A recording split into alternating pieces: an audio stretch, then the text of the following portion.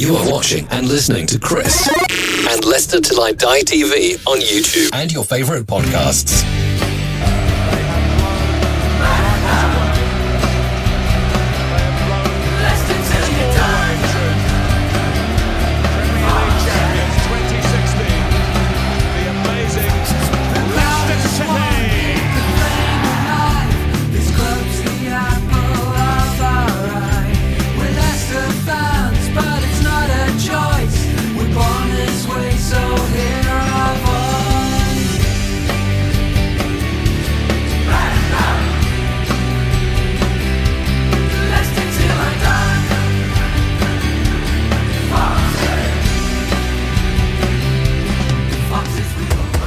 Leicester Till I Die TV, your first choice for everything Leicester City. Tune in and join in now. And now, here's your host.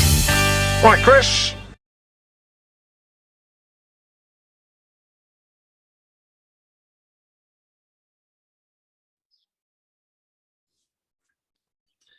So, hello everybody, how the devil are we all? Welcome along to this special. It is Leicester Till I Die TV on YouTube, and if you are watching that or not watching it on YouTube, please get over, give us a subscription, smash those likes and set the notifications. It has been the Royal Jubilee weekend, and I am joined by football royalty himself here. I'm not sure about that. I get the compliments in early. But ex-Premier League referee Mark Halsey. Mark, thank you so much for joining us. Good afternoon, you're welcome, Chris. First of all, apologies if you can see them posters in the background. They are not mine.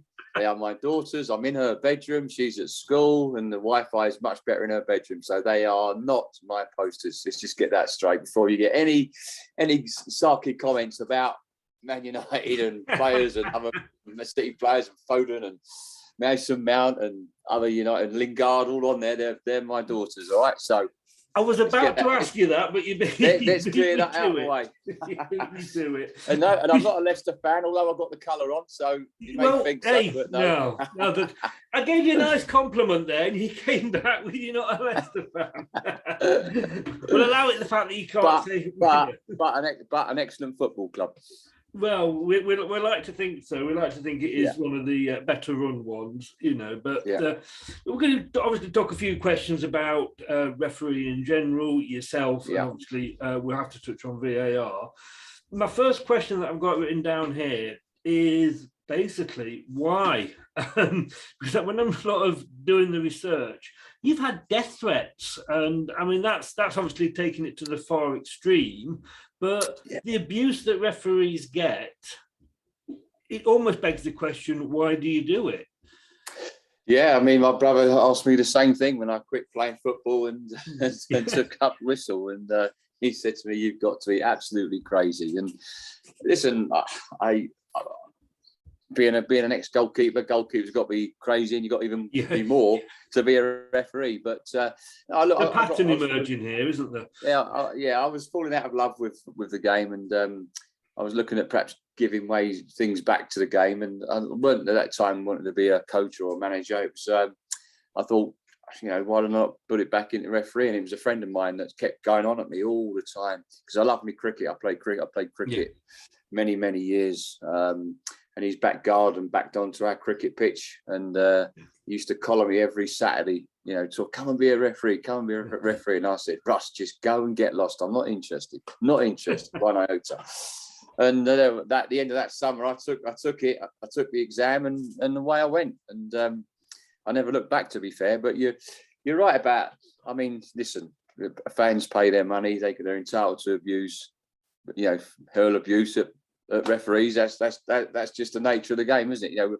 We're in that black uniform. It's like being a police officer or someone else, and it doesn't make it right. But I think the thing that's, as long as it's directed at me, listen, you've got to be thick-skinned. You've got to be mentally tough, mentally strong. It's when it impacts on your family. That's when it crosses the line. Yeah, and I mean, like you say there, and I think most genuine football fans, let's say, and we all know what social media is like, and that's a longer story for another day. Yeah, absolutely. But, I've shouted abuse at referees. I'm not going to deny. Hopefully not me, Chris. No. Hopefully not me. Otherwise, we're going to end this interview right now. I'm sure it wasn't you.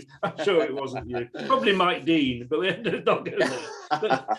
But no, I mean, during the match, your passion's there. Yeah. I mean, it's nothing personal. You know, it's like you said, it's not you. It's you're the guy that's in the black, so to speak. But it's when it goes on afterwards, and that's where. You know, we all get annoyed at matches. And, of course we do. We'd sooner blame the referee than admit that our team's had a bad game.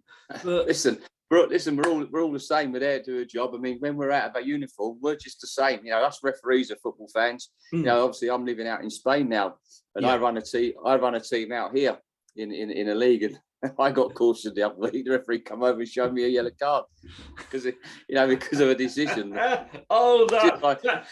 should have been on social media.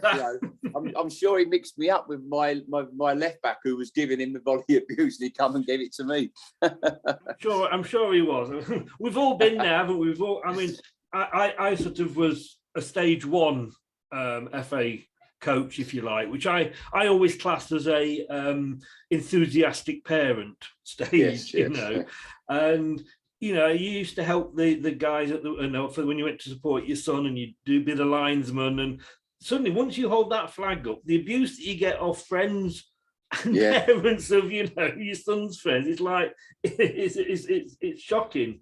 But I mean, how I was going to say you did get those threats. How did that affect you? I think, as I said before, you know, you've got to be mentally tough and mentally strong. It didn't affect me personally. It was the way it affected me was it involved my family. You know, my young daughter and my wife, because it wasn't just the threats aimed at me. It was that they were aimed at my wife and my young daughter at the time. So. Right. Listen, that's, you know, and obviously the police get involved, and the PGML were very good and looked after me with my next game, and wanted to take me off my game, and I said no. If I don't do my next game, then these idiots win. Yeah. But no, they got well looked after in the next couple of games, and the police were very good and identified and identified a person and persons, and acted and dealt with it. Brilliant. One last question before we actually get on to sort of yourself. And we mentioned it about the fans having a go at you when you're out in the middle, as they say. We're all human, and I must admit, if that was me, and I've sort of thought about these things before, obviously asking you that, and if I suddenly had over half the stadium, if it's the home fans, shouting abuse at me and questioning my parentage, etc., is there not a little bit of you that thinks, I'll show you? Like a red card comes out where a penalty is awarded. How do you manage to keep neutral? I can't say what goes through my head at times when things do happen. Obviously, I can't say on this show what you're thinking in your head, because you exactly know what I'm going to say. But listen, when it's the 90 minutes, you're so focused of what's going on, and you're concentrating on the job in hand, and you don't really hear the comments. I know it may sound a bit silly, but you don't, because you're in the zone. You're just so focused, because if you're not, you're liable to make a massive error, and you just got to stay focused, mentally tuned in as well. And sometimes, yes, when the game stopped and there's an injury or someone's being treated, you do sort of, then all of a sudden you do hear some comments, but you just brush it off, and you brush it off with a laugh and a smile and a giggle to yourself, and you just carry on. But listen, it was something that never really bothered me at all. No, oh, good. Because I like to think that, listen, you get shouted at for the odd decisions where they don't agree with some of the fans. They've got blinkers on, and as we know that, but I think I went through most of my career with the respect of all the players, managers, and lots of football fans. So that means more to me than anything, to be honest with you. Oh, of course, that's good. Going back to yourself, then, like you say, you were a goalkeeper. Yes. You know, they do say you've got to be mad to be a goalkeeper. Absolutely. Why even you more, go into sort of being worse so as a referee. Yeah, exactly.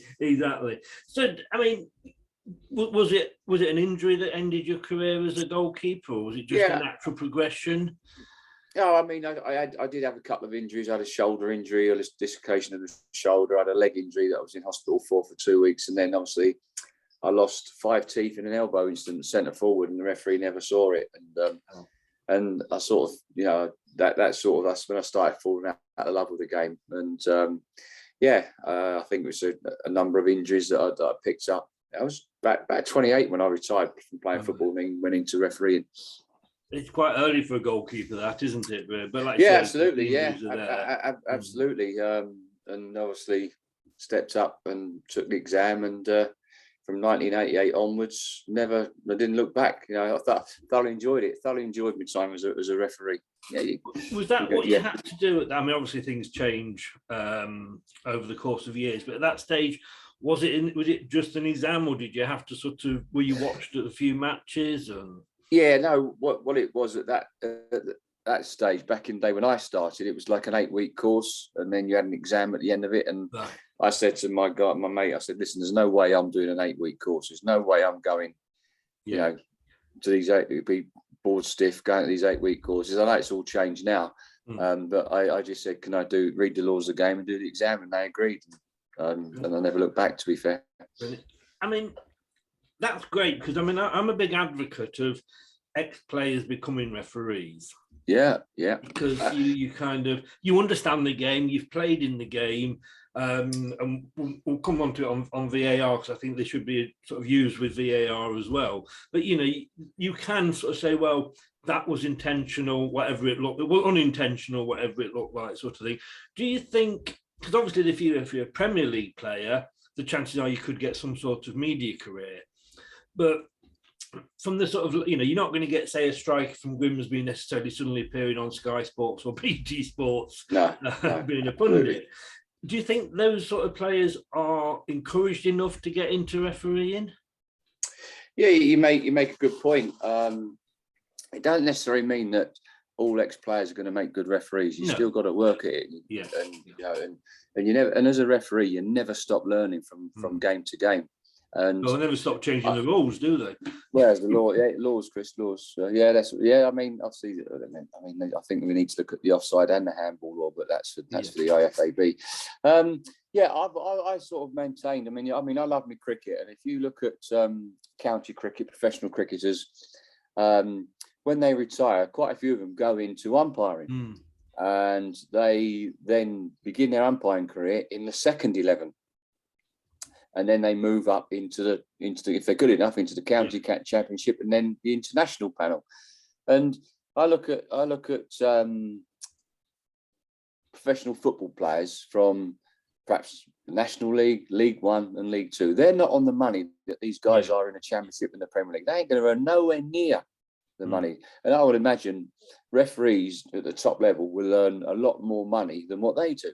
Yeah, and I think there should be a path for ex-professional players, because at League One and League Two and National League level, they 30, 31, 32, 33, they sort of drift away from the game. And I'd like to see that some of these guys perhaps would take the exam and obviously hopefully pass the exam. And then what we do with them, the ex-players, I know the establishment wouldn't agree with it, but for me, I think it's a way of getting ex-players into refereeing, is that they do their grounding. They start refereeing. They're very fit, so there's no problem there, and they go straight in and referee at the National League level. You know, National League North, National League South, and the National League. You know, give them the first few games in the National League North and South. You know, get them used to it, and then move them up into the National League, and then that's their grounding. Just like umpires, ex-professional cricketers, when they take up umpiring, they start in second 11 cricket. So I think that'd be an acceleration for them to get into the Football League and referee in the Football League, and good enough into the Premier League. I think so, yeah, definitely. And I mean, I didn't know until I sort of research for this show that you were an ex-player, for example. And I think, if people knew that sort of more of the refs were ex-players, I think you would have I certainly would anyway, slightly more understanding that, well, they understand the rules, they've played the game. Absolutely. You understand, see, the thing with me, it's all about managing the game, managing the players, managing the event. And as a player, you understand player frustrations and showing empathy for the game and understanding what's going on through the mind of a player when the niggles start with the 9 and 5. I was lucky enough to train at Bolton Wanderers for many, many, many years under Sam Allardyce, Gary Megson, Owen Coyle, and it's fantastic because I learned a lot from training with professional footballers and knowing exactly what they do on the training pitch. They do exactly on a match day. So it's no different. When I used to referee the 11v11s or the 8v8s and the abuse, I used to get, Nobby Nolan and people like that used to chuck at me for not getting the right decision, or I've got a throw wrong, or I give a penalty, So I understand it from that point of view. And also, the temperature of the game, when the intensity goes up, what players, the intensity will go up, and that will bring problems when it goes up, because you've got to perhaps slow the game down, calm the players down, talk to players all the time, and that means slowing the game down. I mean, by slowing when you give a free kick, slow it down. Be careful with your advantages, because sometimes it could be detrimental to your control. So, listen, I think it helped me. Although I played non-league football, a high standard, it gave me good grounding to move into refereeing. Yes, yeah.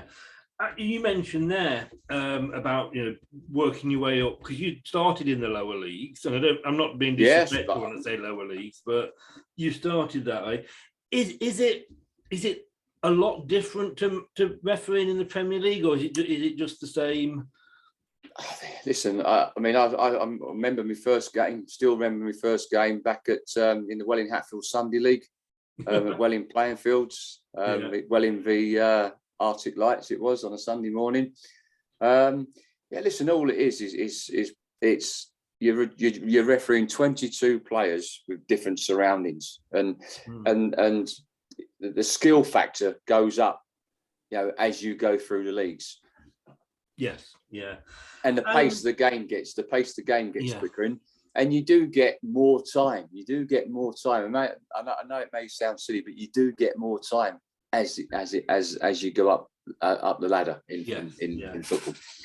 You obviously, I think one of your highlights was the playoff final between Gillingham and Man City. Well, I don't think the Gillingham fans are still forgiving me yet. So one thing I love about football fans is they never forget. No, football fans and elephants.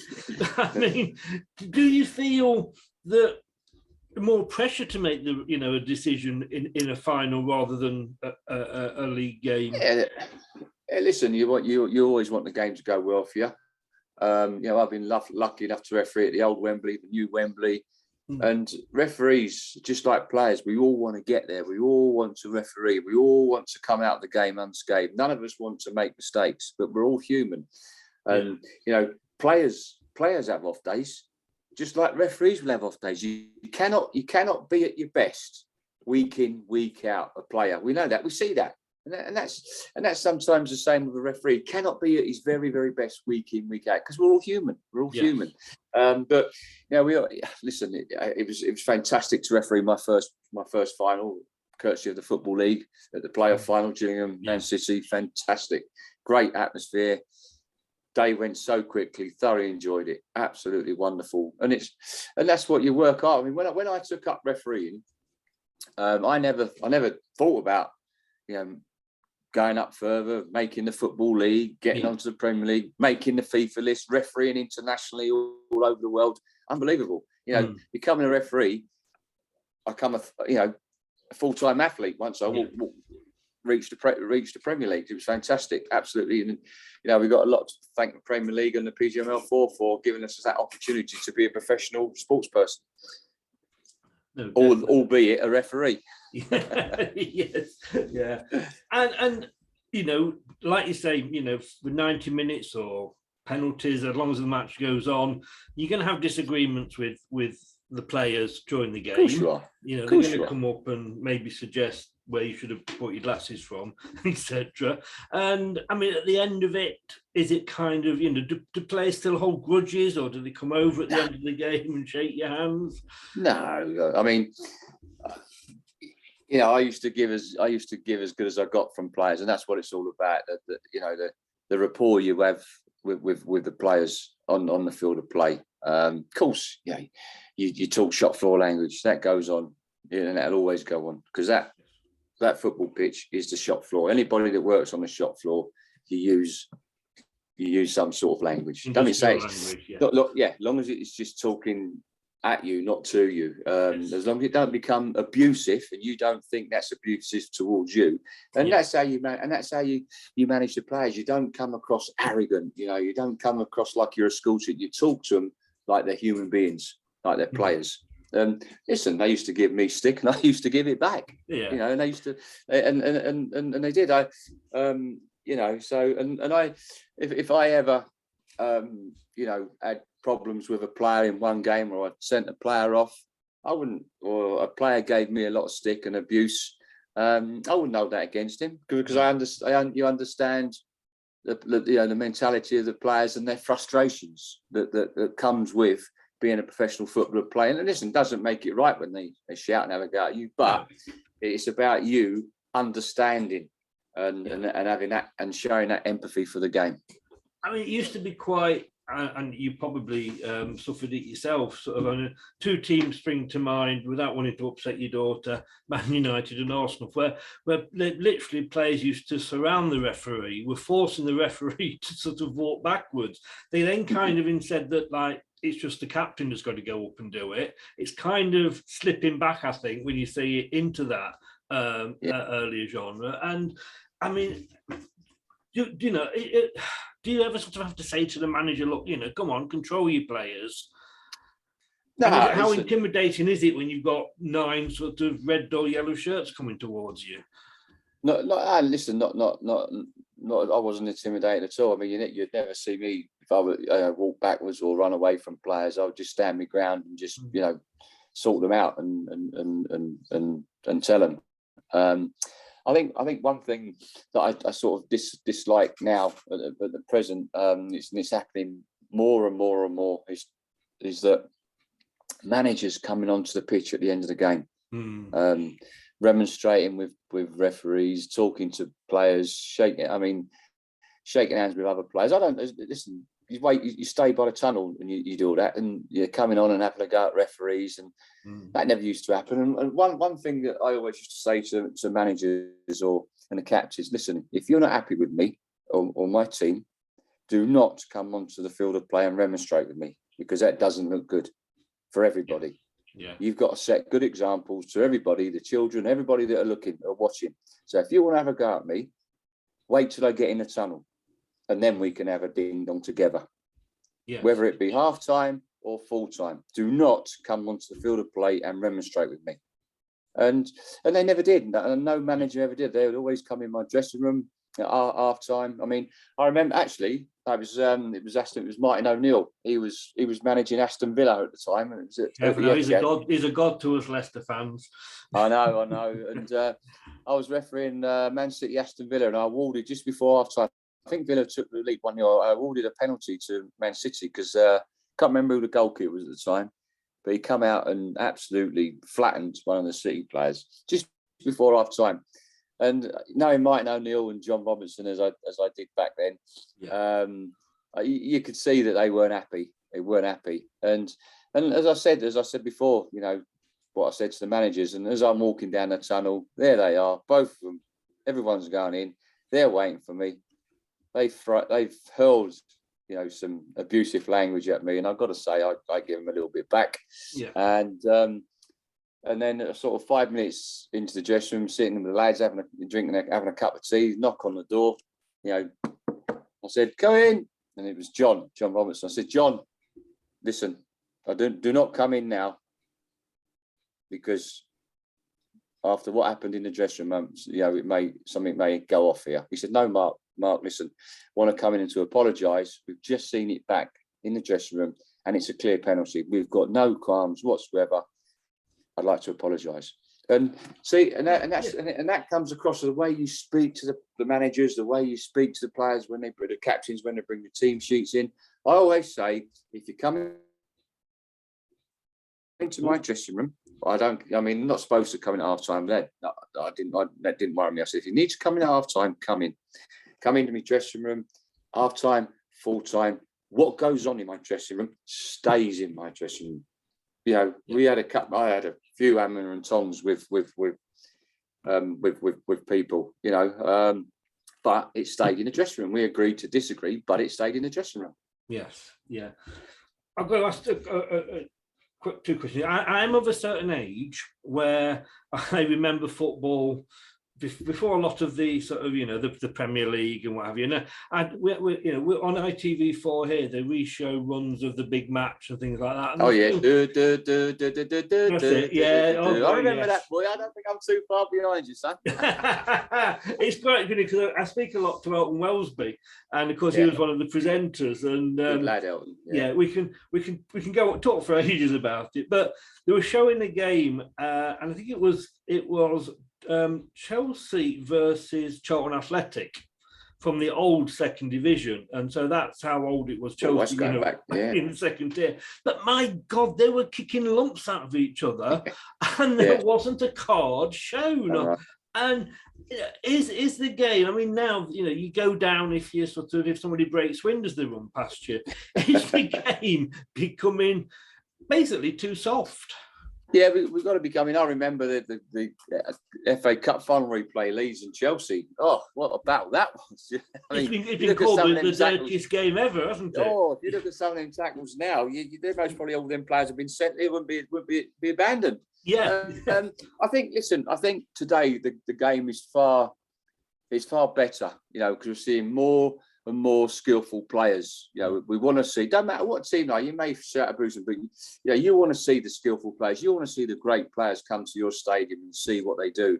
And I think that the law around fouls and misconduct have tightened up, and I agree they needed to be tightened up, because I remember seeing some World Cup games. I think it was Italy and its Italian team, the Argentinian team back in the day. They were sort of kicking lumps out of each other, and something had to be done. So now I think we're seeing a far, far better game of football, but in the Premier League, because we like the physicality of the Premier League. Now, listen, I think we just got to be careful that we don't go too far the other way, because football's a physical game. You've got to allow physical challenges as long as they are fair, and not endangering a player's safety with excessive force. So I think at the moment we've got. I think the balance is not quite there yet, because at the moment I watch obviously a lot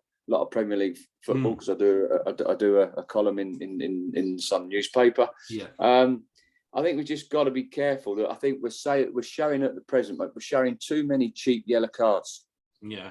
Well, I was going to ask that. And saying that, sometimes players do not help the referee the way they go down. Definitely.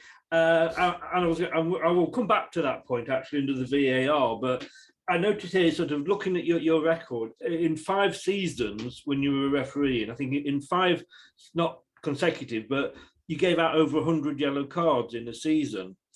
But like I say, when I look back at that time, it's almost like, well, it was probably deserved. Because like you say, these days, a player will go down so easily. He'll do 4 spins and a pirouette on the way down. But I mean, if you notice, my average was probably 1.5 or 2. My average of cautions per game was most probably 1 or 2. Very rarely, if I won another season, I may have got to 3, but that's about it. But listen, I wasn't a referee that just to go out and show yellow cards willy-nilly. Players, if players were cautioned off of me, they deserved it, and players knew what they were getting from Mark Halsey when we crossed that line. I was always a players referee, giving the players a chance. I would give them a chance, manage. I could manage certain challenges, but not other challenges. Yes. And I've got to ask, this question coming from a personal point of view now. When Leicester won the Premier League, I remember there was one match against West Ham. Always brilliant when Leicester won the league. We were cheering them on. Absolutely fantastic. Remind me, I relive it. I relive it every weekend. We're all going, quick, oh no, they're going to win this. Oh, they're going to win this. Oh yeah. Jumping up and down. Outside of North London, we're everybody's favourite second team until we sacked Claudio the next season. That was brilliant. That was something that was said that would never happen again, wouldn't it? When Leicester won the title, and it probably never will, to be honest with you. But it not that Leicester.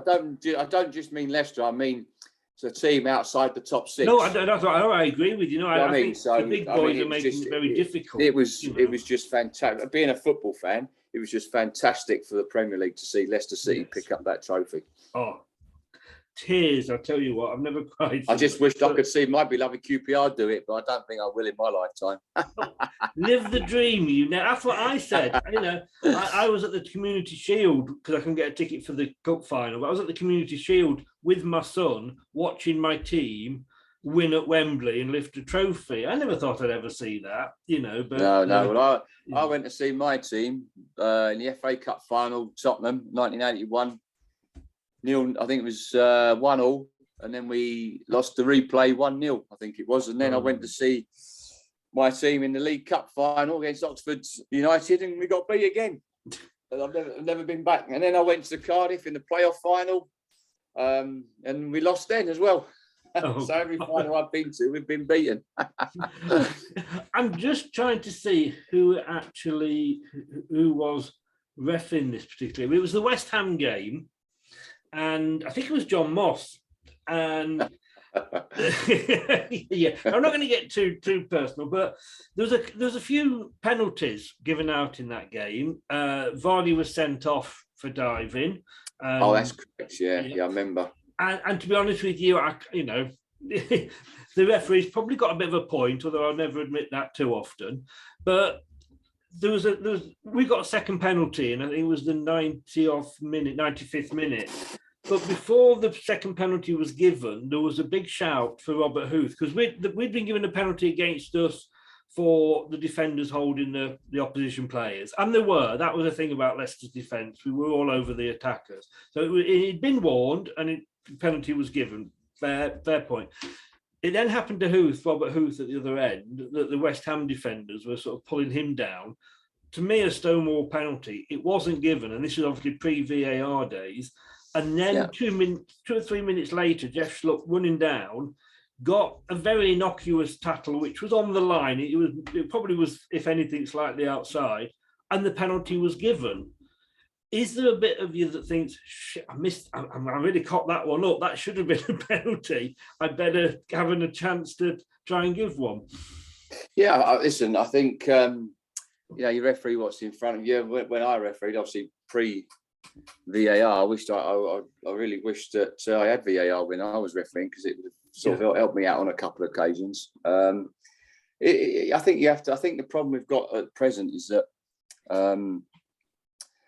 with VAR, we're seeing so many inconsistencies surrounding if we're looking at penalties in looking at penalties on its own. We're seeing so many inconsistencies where VAR get involved when you think, hang on, they got involved. That's subjective. That's not a clearing office error. And then when we see a clearing office error, they don't get involved. Yes. I was watching the Wales game, Wales and Ukraine, the other Sunday evening. Now, how Ukraine never got a penalty, I never know, because for me, that was a clear and obvious error. Yes, a clear and obvious error by the match referee, and I don't understand. I was surprised that VAR never recommended a review. It's like watching. I don't know if you watched the Huddersfield Forest game. Huddersfield, yes. I was going to mention that.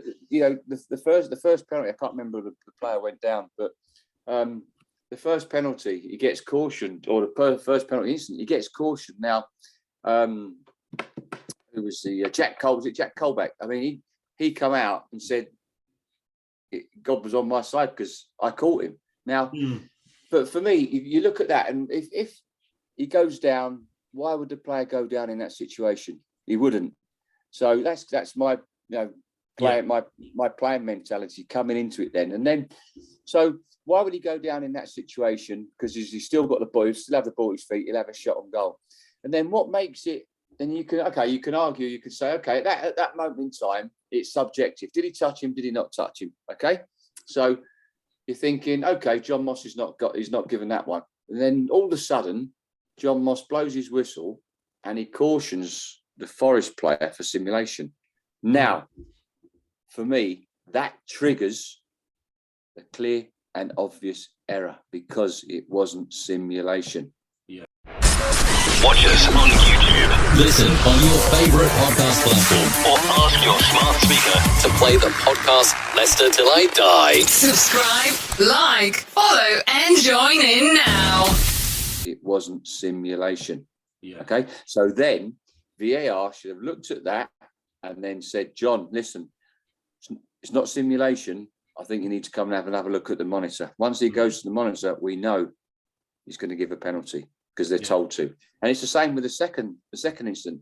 It's a clear foul.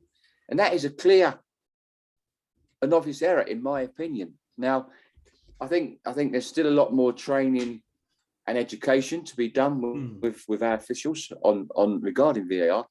And the telling point is with that, and I've been on about this for years and years, with the training, the education, and the inconsistencies we are seeing with VAR, that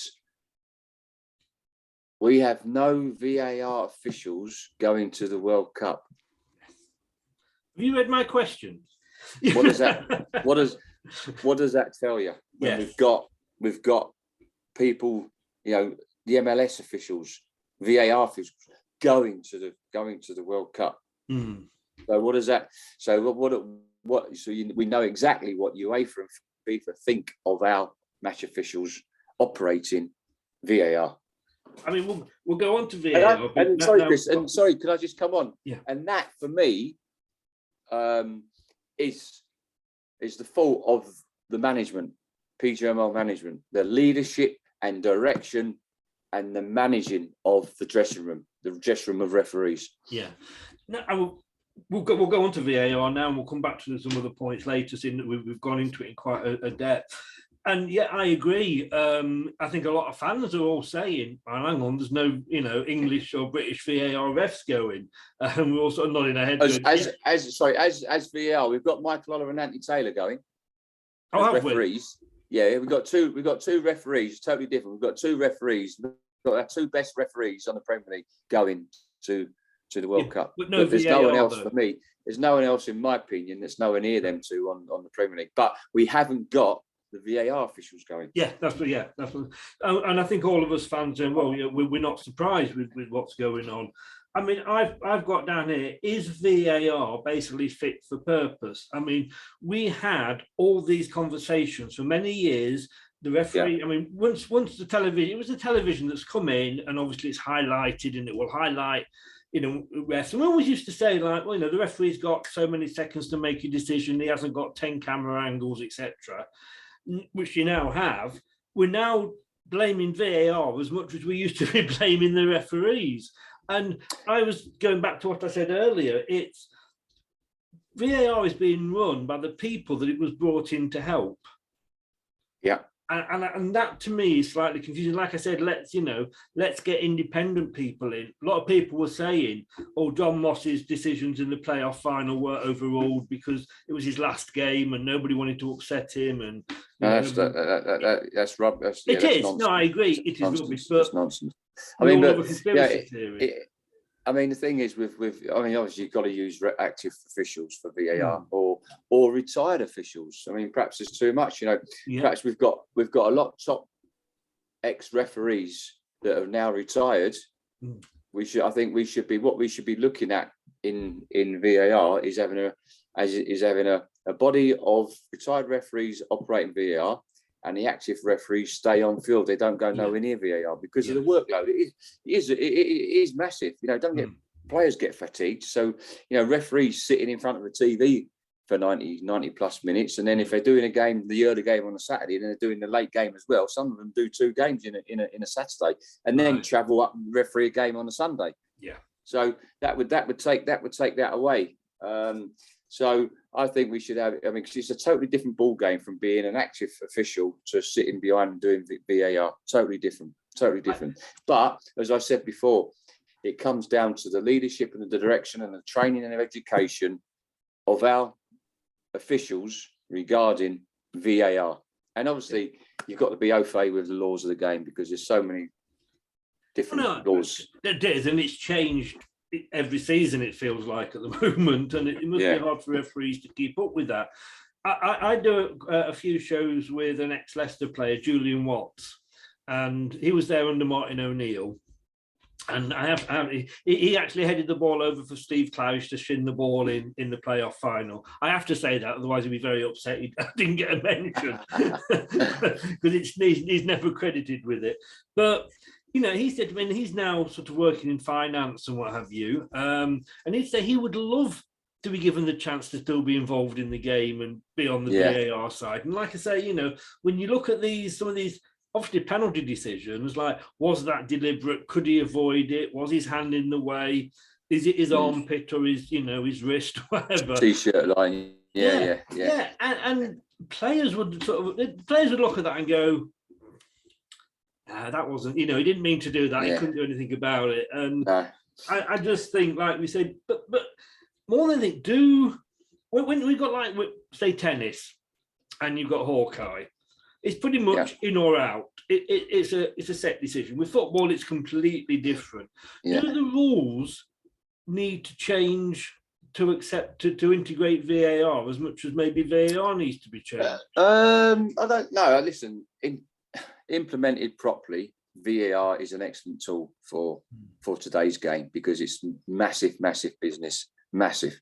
Yeah. And there's massive financial rewards for teams.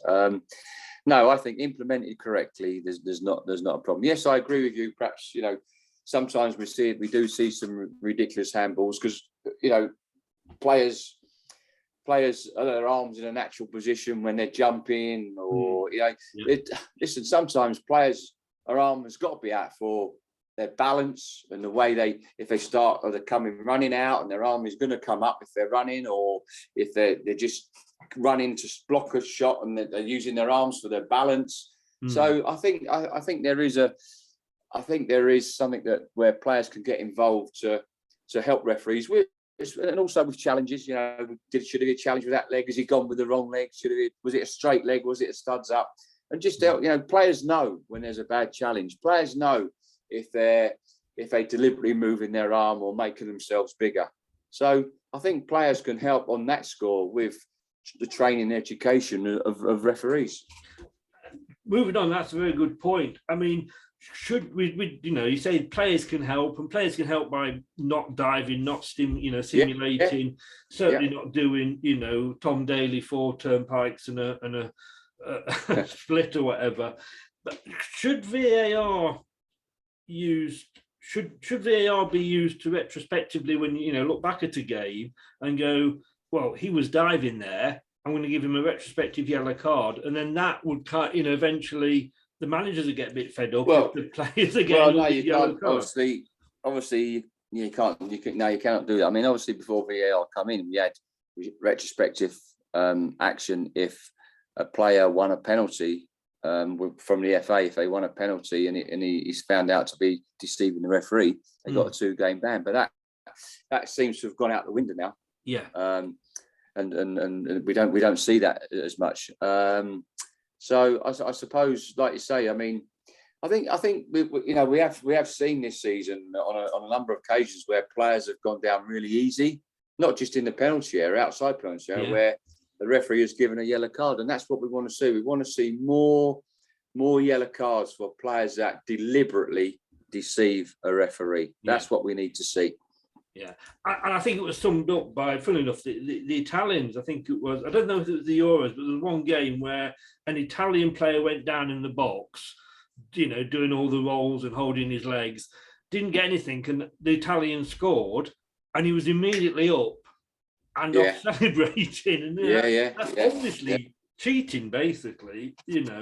But no, it is a very good point. That tying in that, though, I mean, and this has been something that's sort of been asked for ages. Should referees, like managers, come out after the game and discuss? I mean, I think the thing with VAR is that we always used to say, well, the referee's human, mistakes are going to be made. We'll all accept that. You know, you've got those couple of seconds to make a decision.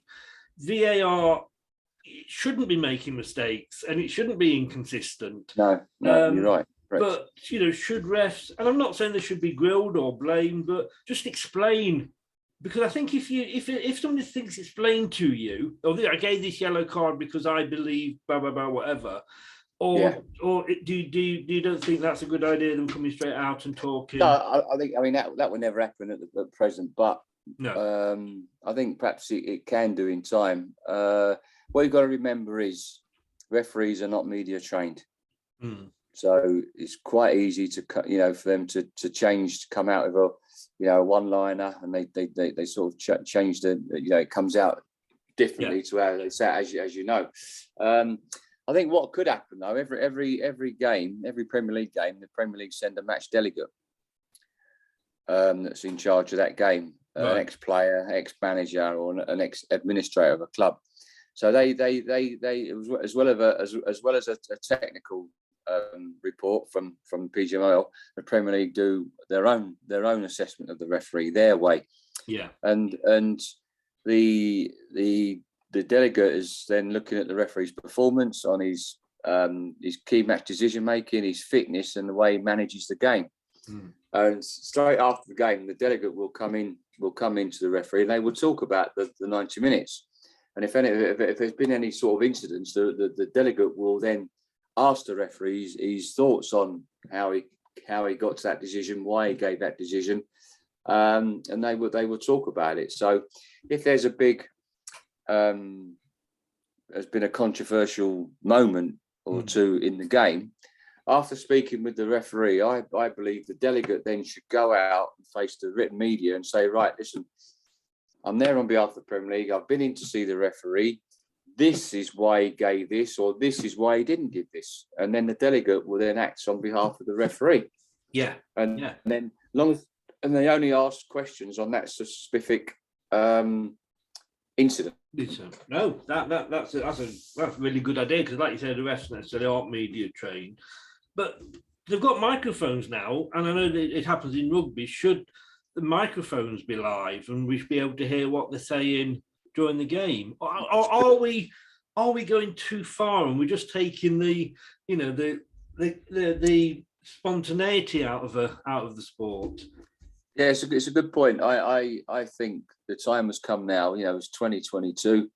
We're not back in the dark ages. Football, everything moves on. Everything moves on, and we've got to move with the times. And I think the time has come now where everybody should hear the conversation between VAR and the referee, just like we do in cricket, just like we do in rugby. Yes. We need to hear that conversation. Now, you know, whatever decision they come to, we may not agree with it. But we will respect it, because we can hear what's going on and what they're looking at and how difficult it possibly could be. Yes. And everybody can then, as I say, then everybody would possibly not agree with it, but would respect.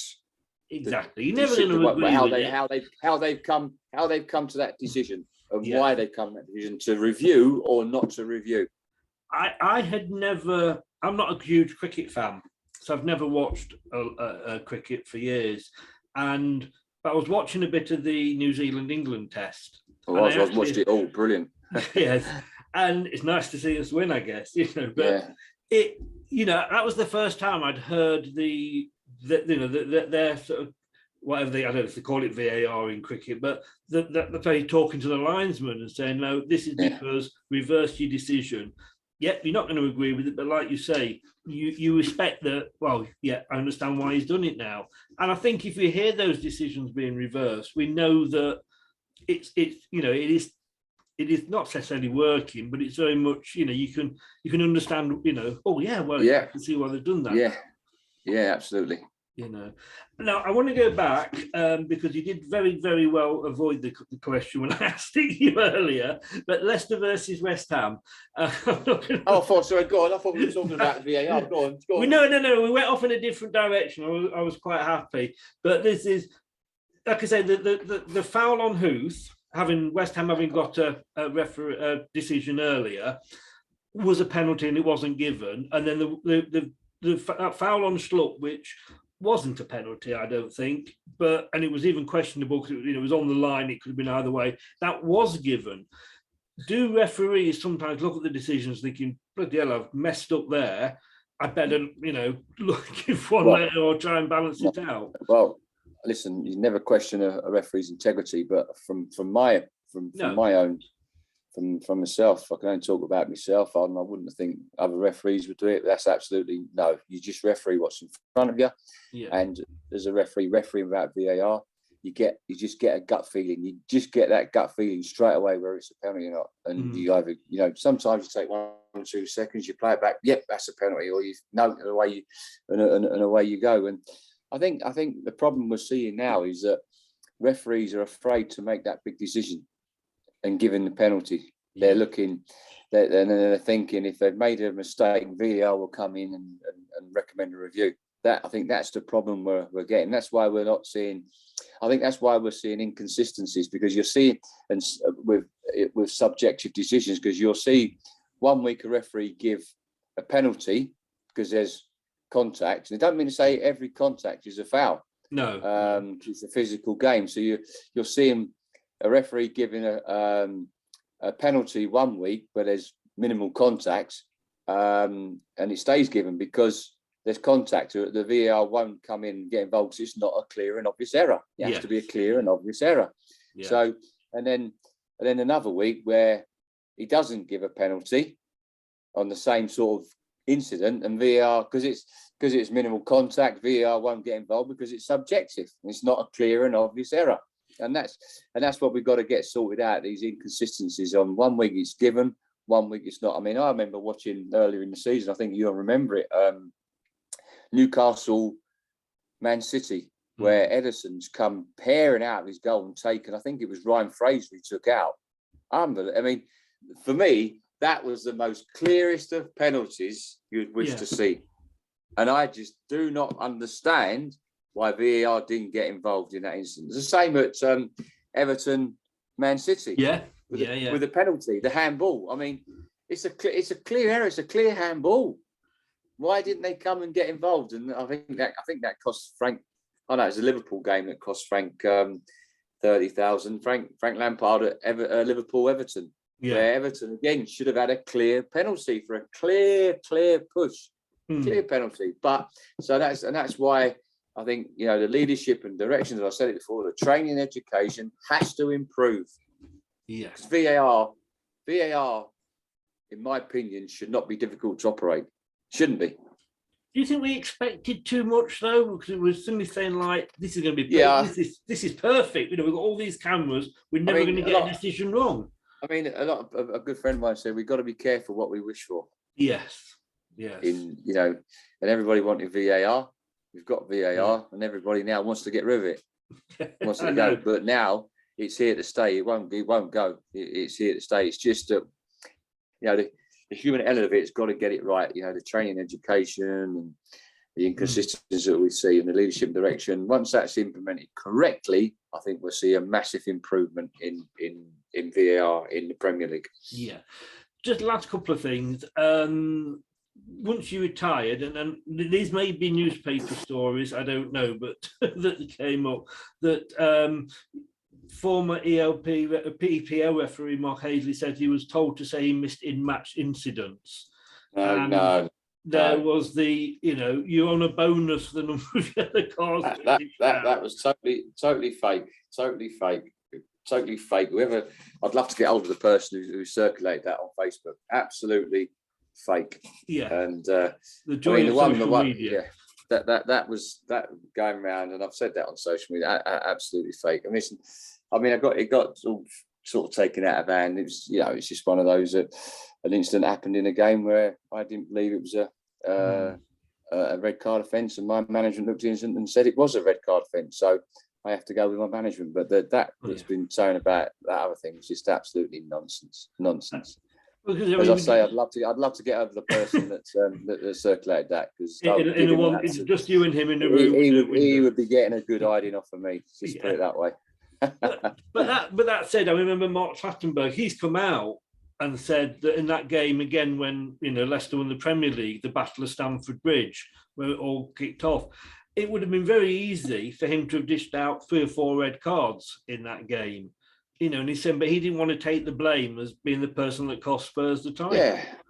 Listen, that's the way Mark thought, his thought process on that game, and that's the way he handled that. And you can't criticise him for it, because that's what happens. The referee sport a very good game. He's sent off this. He's done this. He's done that. And then when referees try to manage and do the right thing, they still get criticised. So you in this game, you cannot win. You cannot win. Well, it takes me back to the very first question I asked. Why? It's like all this hassle. But I want to just very, very quickly just finish on your team, which, as you said, isn't Man United, despite all the... Look at him, look all up there. It's my daughter, okay? It's not me. I mean, my daughter's bedroom. So you've not got a picture of Alex Ferguson on your bedside cabinet. Absolutely not. But his wine's very nice. Allegedly, just for lawyers. Yeah, allegedly. QPR, which is your team. Yeah. I mean, I seem to remember, correct me if I'm wrong, but earlier in the season, you were actually doing reasonably well. You were challenging for the playoffs, were you not? We were. I mean, I thought we were. Mark Warburton was doing a terrific job with what we had. No money to buy players.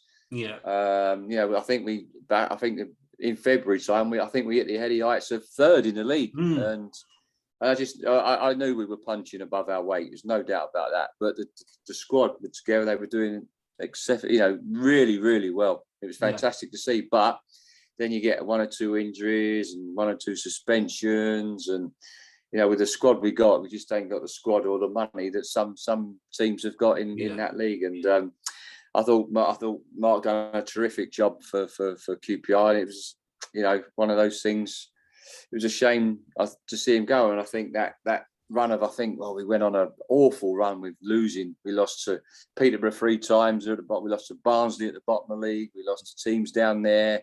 It was lost at home to so many teams. And perhaps that was the reason why they they parted company. But it'd been interesting to see what Mark would have done with money to spend. Yes, yeah, and brought in players. So. And you're changing the name of your stadium back to Loftus Road, aren't you? Yeah, it's come back. I mean, it changed the name for a good purpose, because the tragic stabbing of a young player, a young QPR player had his world in front of him was so tragic. And the thing, sometimes in life today, you just people go on about this and they on about that, and they whinge about he said this, he said that, and there's more important things going on around the world today. You look at the poor Ukrainians out there that are suffering daily, and we're at each other's throats regarding football and what someone said. And let's get a life. Exactly. And I sat here because I covered the Wales-Ukraine game, and I'm thinking what those players must be, how they can go out and do that. And we moan about that there's anything, but it's very much first world problems. They've got the war going back home, and they've been asked to play a game of football. It's some of them players have not played for up until this. They played a friendly game and they played Scotland. Some of them Ukrainian players haven't played for months. I know. For months. But listen, some people have got to get a life out there. They've got to get a life. They do. But when tragedy strikes, everybody does come together. I mean, we had the bad news with with our chairman when he died. That was awful. Yeah, that was awful. Devastating. It was unbelievable. But the warmth we were shown from teams that, like Forest, Nottingham Forest, Derby, who you usually want to go out and It brought football together, and it's moments like that when football's not just a colour or a team. Yeah. It is and you will always get. I always say it's the language of the world, football. I was in Norway once, and I was doing the Northern Lights, and I was 50 miles or something inside from the coast. And it was like 12 o'clock at night, waiting for the to try and see the Northern Lights. And I'd forgotten I'd got a Leicester scarf, because obviously it was bloody freezing. I got a Leicester scarf with me, and suddenly heard this from this guy. Oh, Leicester City, Jamie Vardy. And I turned around, it was some local Norwegian guy that had seen the scarf and said it. And that's the good side of football. That is the good side of football. Yeah. Mark, I really do appreciate you coming on for this. Thank you so much. You're welcome. You're welcome. Enjoy Spain. Good luck to QPR. It would be nice to see them back in the Premier League. Oh yeah, it would be. It would be. It's just hope we do well next season with our new manager, and see if he gets a bit of money to spend. Well, I know last time we were in the Premier League, I think your final game was against us and we beat you 5-1, but we weren't against you, But no, all the best to you and your family, and yes, even your daughter, although she's got Man United pictures up there. Oh no, don't. I'm trying to. She's into her boxing. She loves boxing. She trains 3 times a week, and she's doing her PT. So you can't really tell her to take them down, then, can you? Well, no, she's doing a PT course. She's very she's off it. She hits me. She's very strong. I'm trying to get her into refereeing, because obviously she's been out here. She's in school out here. She's fluent Spanish. Right. So I'm trying to get her into refereeing, but she's not having it at the moment. But she's Man United. She sits here, watches the Man United here, and goes, summer. She does my heading. She does my heading. Yes. No, I even try to get her to support QPR, but she just won't. She just will not. That I can kind of understand. I've even offered to get her a free shirt, and she won't have it. So. Oh no, these days it's more than a shirt you got to buy. But good luck with that. You never know, it may happen. I doubt it, but it may happen. But no, I really appreciate your time, Mark. Thank you so much for doing this. You're welcome. You're welcome. I've learned a lot that I didn't know, about the refereeing side. And good luck to you over in Spain, and to your family. Best health, and stay safe. Thank you very much. Take care. And you. Thank you now. Bye-bye. Bye-bye. Bye-bye.